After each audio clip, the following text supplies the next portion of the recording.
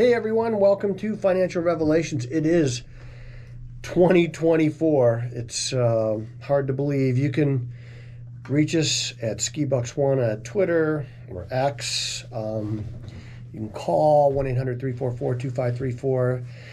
You can listen to me live on WCRF 103.3 in Cleveland, Thursday mornings, 8 a.m. to 9 a.m., and we take questions on air. So you can call in.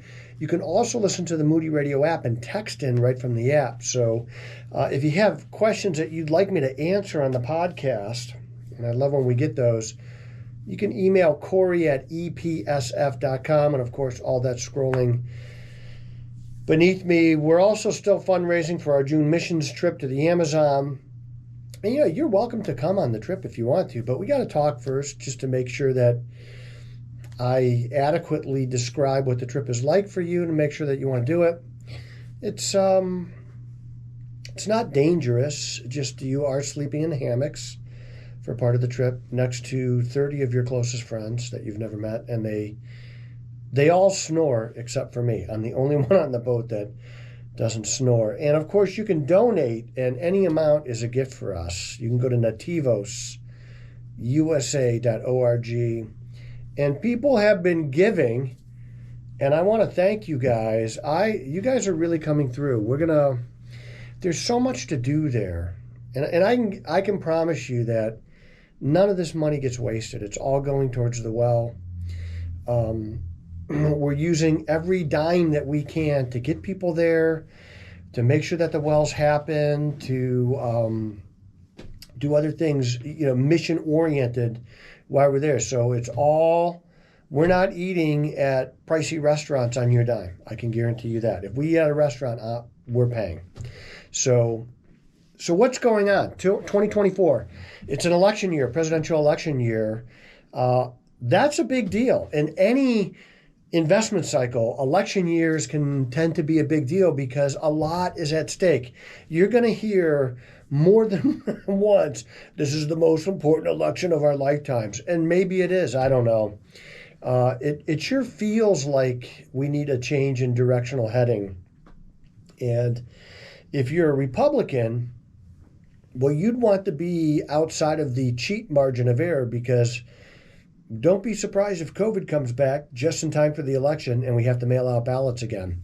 So also the Fed is still very involved, albeit from a different side this time, because now we're talking about rate cuts to stimulate the economy.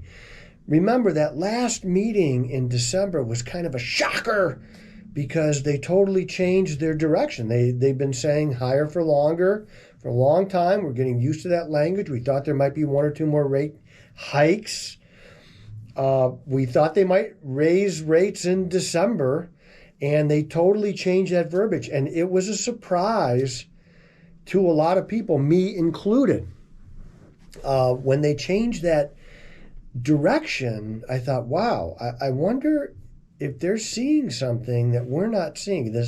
They do have access to a lot of data that's not publicly available because they require businesses, mine included, to fill out a survey for them. And if you don't fill it out, you get fined. So forced compliance, yet again, that's not very democratic, and it's not very capitalistic.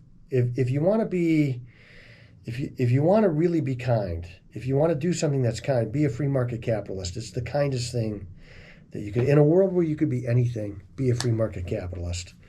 It is by far the kindest thing that you could do because it drags people out of poverty. It just doesn't sound very free market capitalist to me to fine me if I don't fill out their survey. So I think that there's an economic slowdown likely. Now, this could happen in a lot of ways, and sometimes it happens anyway. It's not necessarily the fault of the Biden administration, although the happiest person in America right now is probably Jimmy Carter. Why, you may ask? Because he is no longer the worst president of our lifetimes. It is now Joe Biden. And so economic slowdowns do happen from time to time, but the amount of government spending that the Democrats have done since the last 3 years has been extraordinary when we've been out of COVID. During COVID, you could say, well, you wouldn't let people go to work. So you got to write. You can't just let everybody go bankrupt. So they wrote checks, and I kind of get that. Of course, we didn't need to stay in COVID protocols as long as we did, and I think it was done to influence the election. But that's what we did, and we had to spend money. We're out of COVID. We don't need to spend this money. If times are as good as they say they are, that's when you push people out of government service back into the private sector. So when times are really bad, you can bring some people back in. And the problem is, what we do is when times are bad, we bring people in the public sector, government work. And when times are really good, we bring even more people into government work. And they never leave. They never leave. I think it's Rand Paul that's talking about term limits, not only for politicians, but also the bureaucracy, the people in the background that really probably run government. When they talk about term limits, I think, well, look, we have term limits. It's called the voting booth. And if you don't like your representative, vote against them.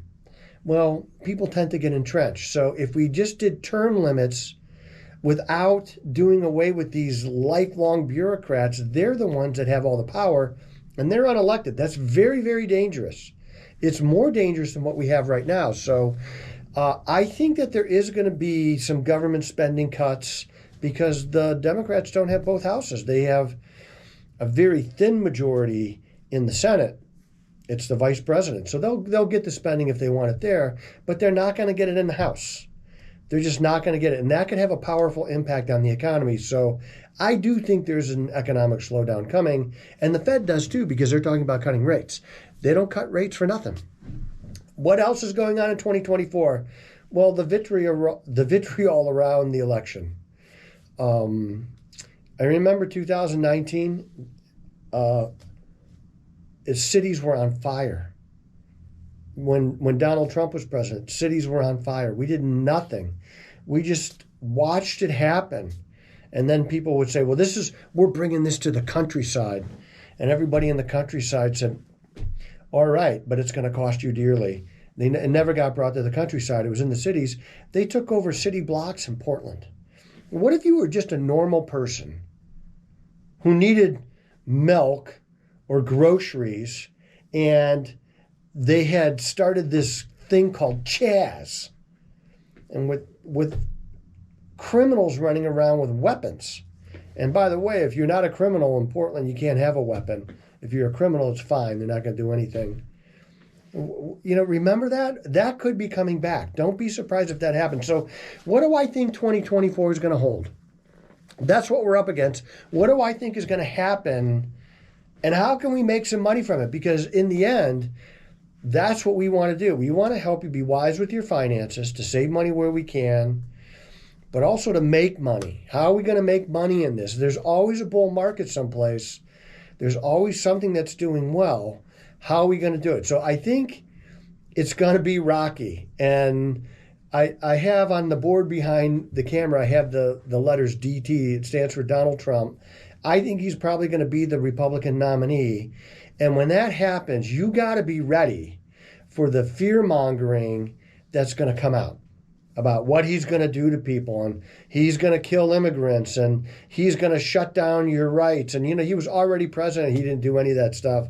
So I don't think he's going to do it again. So when this starts, when this vitriol starts and this venom coming from the left starts, by the way, everything they accused Donald Trump of doing, they're doing. Everything they accused him of wanting to do, they're doing. They censored people. They shut down the press in a lot of ways. They deplatformed you if you had an opinion they didn't like. If you questioned the COVID vaccines or the COVID response or COVID in general, you got shut down. Your freedom of speech was taken away. Donald Trump never did that to anybody. He didn't do that to anybody that I know of. Now, if I'm wrong, would you tell me, please? And I'll wait. I got time. I'm a young man. I'm like 45-ish. So what do we do in times like this? So we have this economic slowdown that I think is coming. And we have the presidential election vitriol with Donald Trump. And I'm not 100% convinced that the nominees are going to be Joe Biden and Donald Trump, but we don't know. So those are the guys. It would be very odd. It would be very odd for a sitting president not to be the nominee. unless he chose to walk away. And it would be very odd for Donald Trump not to be the nominee because he's up by 50 points in every poll that you look at. I thought Ron DeSantis would run a good campaign and be a challenger. They run a horrible campaign. I still like him as a governor, and people in Florida love him, and I think he's probably presidential. He runs a big mechanism now in Florida, and they have national security stuff that they deal with.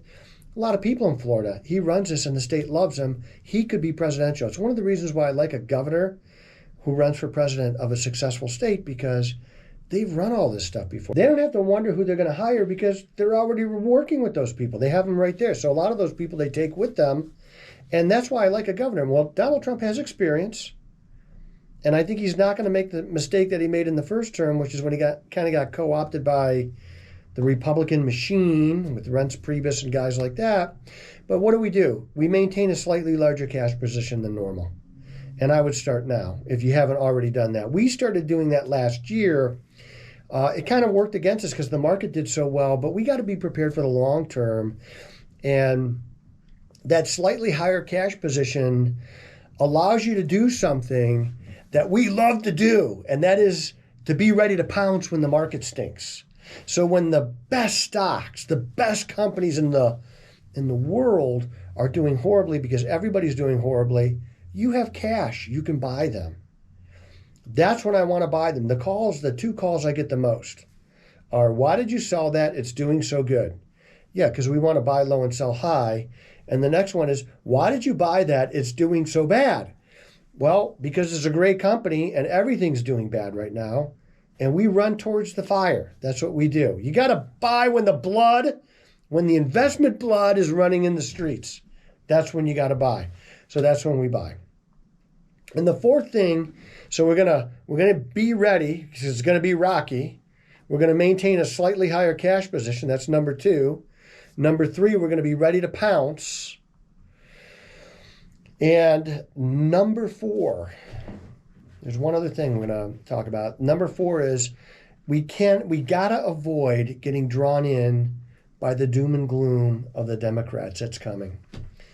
They're not Democrats, they're more socialist fascists now. And they're going to scare you. They're going to do everything they can to scare you. Every once in a while I just turn on Morning Joe to see if they're still talking about Donald Trump. Because he's living rent-free in their heads a lot. And of course they're talking about January 6th and everything, which we now know was a hoax. Was there some violence there? Yeah, there probably was. But by and large, that was a setup by the government.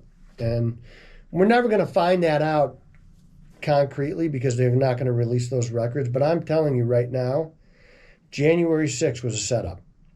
Now, I wanted Donald Trump to be smarter than to fall into it, but I can't control that. So we got what we got. But they're going to scare you. So I turn on Morning Joe one morning, and Joe Scarborough says he was a Republican congressman, but he got co-opted by the left, probably money. But he says, Donald Trump gets elected, he's going to kill his enemies. Well, why didn't he do that in the first term? He has plenty of enemies. He didn't kill anybody. He killed America's enemies. He killed that General Soleimani from Iran that was in Iraq. He was planning attacks on our troops, and the Democrats came out against it. So Donald Trump did something. He killed a terrorist, killing our troops, and the Democrats came out against it. That's what we're up against, okay? They're going to lie straight to your face. They're going to lie straight to your face, and they won't stop. They'll keep lying until you believe it. And that's what happens with ideologues, people who only vote Democrat or only vote Republican. They're not free thinkers. So I want you to be a free thinker in this election. Look at where we were. Look at where we are. A lot of people say, well, I've gotten raises. I got a 10% raise in the last 3 years. You're not outperforming inflation. Your wages are down because of inflation, and they did it on purpose, and they told us they were going to do it on purpose. And if we reelect these jokers, they're going to do it 10 times worse. And if you think the border's open now, wait till they get carte blanche with 4 more years. We cannot let them have this. I don't care if you like Donald Trump or not. You don't got to love your president, and you don't got to be on his Christmas card list. I don't care if you like mean tweets. He doesn't even tweet anymore. I don't care if you don't like mean tweets. He ran his policy was spot on, and the country was better off. There's no doubt in my mind that the country, your position in the country, your finances, the directional heading of the country was far better off 4 years ago than it is today. It's not even close. It's not even close. I've been to Europe many times, and one of the things that they did in Europe several years ago is they made a calculated decision because they weren't reproducing population enough to just let in unmitigated migration. They don't care. And what's happening is it's destroying the fabric of their countries. It's destroying the job market. It's depressing wages. It's putting people out of work.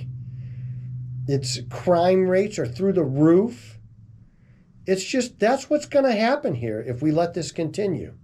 So don't get drawn in by what they're going to tell you Donald Trump is going to do, because you're going to be better off. I'm going to be better off. You know, when the rich get richer, everybody gets richer. So look, if you're not a millionaire, that doesn't mean you got a bad life. And if a millionaire gets richer, it doesn't mean they had to take it out of your pocket to get it. Okay, they're not stealing from us. In capitalism, everybody succeeds together. All boats get lifted. It's a rising tide for everybody. And I'm telling you, we were better off before. And better days lie ahead for America. But the last thing I want you to do is I want you to man up already, okay? Stop being such a sissy. I don't want to hear your phone calls about Donald Trump and how mean he is and what he said on a Access Hollywood tape 20 years ago. I didn't like it either. Okay, but we got to think about bigger things. And the gravity of the presidency has an effect on all people, I think. It brings out the very best, or it brings out the worst. And I think that's what we're seeing right now. It's bringing out the worst in people. I want it to bring out the best, because this is a great country. And we're watching it get destroyed like a slow happening train wreck. And we got to get in the way of this right now. Right now, I mean by November. So would you man up already? And if don't go vote for a third-party candidate. You're just throwing away your vote. Vote for the soul of America, for our financial place in the world, for a strong military against these people that want to ruin our kids. It's like they won't be happy until all of our kids are gay and we're not producing any people. Stop it already. We gotta call sin, sin. It doesn't mean we hate people, but we gotta call sin, sin. That's what we're called to do. We can love people where they're at, but we don't have to approve of their behavior. And we don't have to approve of the things that's happening. Like, I'm watching the military. The U.S. Space Force, is that really even a branch of the military? It is. They have a transgender general. That's mental illness that we are normalizing. And again, it doesn't mean we don't love that person, want to help them. I don't want him to be a general in my army. I don't think you do either. So we got to get a dose of sanity and normality and morality back in this country. Is Donald Trump the best guy to do it? I don't know who the best guy to do it is, but he's my choice. And if it's Ron DeSantis, then he's my choice. And then it's going to be one of those two people. And we need to get this back on track, because we're in danger of losing it. I am David Safransky, a real American, a true red-blooded patriot, and the voice you can trust.